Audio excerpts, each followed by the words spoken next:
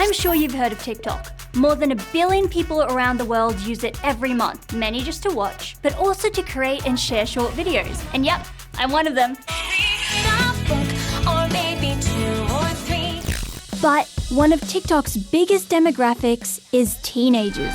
In fact, here in Australia, a whopping 38% of teens said they use TikTok. Oh my God, are you from Australia? Aussies spend more time on TikTok than any other social media platform. We're gonna need a bigger boat. I spend 2 to 3 hours on it a day. Maybe 1 to 1.5 hours every day after school. Like every day? No, I don't use TikTok because I do not have a phone. Well, except Fletcher.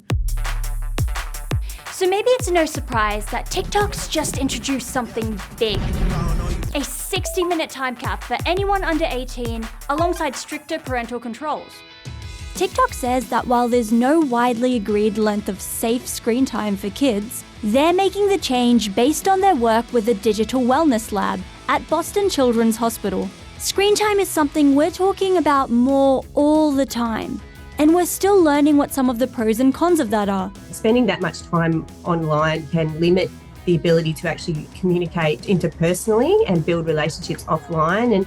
And it's stopping, I think, people from really using social media to enhance their offline lives rather than becoming their whole life.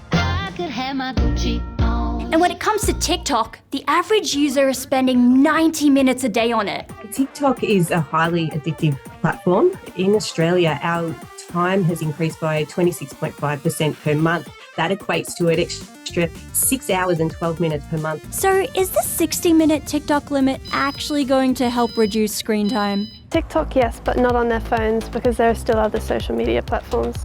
That's a point lots of experts are making too, that using one app a bit less doesn't mean teens are suddenly going to get off their phones. There's another reason. It's not exactly foolproof, because when you hit the limit, you'll just have to enter a passcode to continue.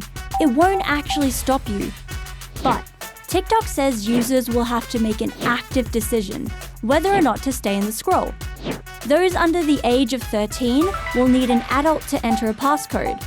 It'll also send teens an inbox notification, letting them know how long they spent on the app that week.